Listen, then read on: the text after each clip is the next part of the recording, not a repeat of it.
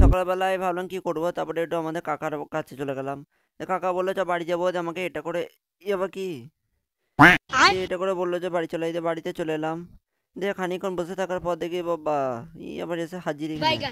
তারপরে বাড়িকে একটু খাওয়া দাওয়া করে নিলাম।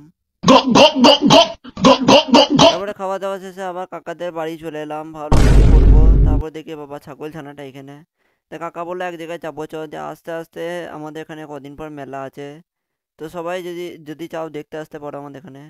তারপরে আসার সময় একে বললো যে ঠেল, বাবারে গাড়ির চাকা আটকে গেছে বাবারে।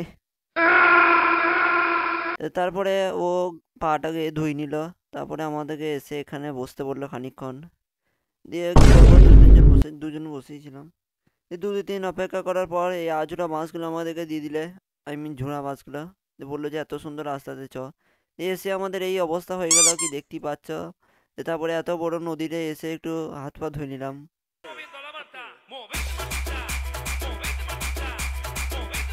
তারপরে ভাবলাম একটু মাছ পানি ধরা যাক, তারপরে দেখি যে একটা ছিপ পড়ে আছে, এই ছিপটা একটু মাছ ধরছিলাম।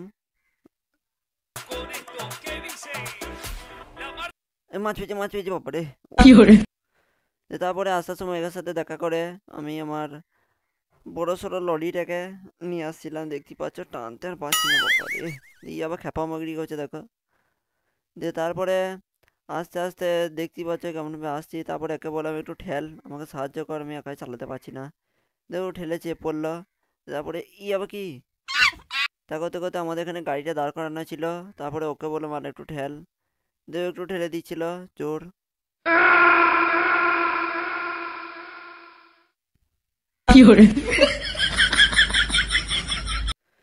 দিয়ে আমি রকেটে গতিতে চলে আসছিলাম চালাতে চালাতে। DJ Taleo, DJ Raulito, con fuerza muchachos. Ella. Siga moviendo la Marta, movete Martica, movete Martica, movete Martica. ফট করে গিয়ে ফট করে বাড়ি চলে আসার পর দেখি দরজা করে কি নামান আছে। দিয়ে এটা কান্দে করে নিয়ে ভাবলাম যে ফেলে দেবো, দিয়ে ফেলার জন্য যাচ্ছিলাম। তো বাড়িতে বসেছিলাম, দিয়ে বসে থাকতে থাকতে ভাবলাম যে ব্যাংকে যেতে হবে। দিয়ে চুড়িদার নাইটি নিয়ে চলে গেলাম। তারপর দেখি বাবা টিনারে আজকেও তেল নাই, টিনারে তেল নেই। তো তারপরে আমি আমার হেলমেটটাকে নিয়ে নিলাম, আমি চালাবো না কাকা চালাবে। তারপরে চালাতে চালাতে রেল স্টেশনে চলে এলাম, বন্ধ ছিল। দিয়ে খানিকক্ষণ বসে বসে অপেক্ষা করছিলাম, তারপরে আবার গেটটা খুলে দিল।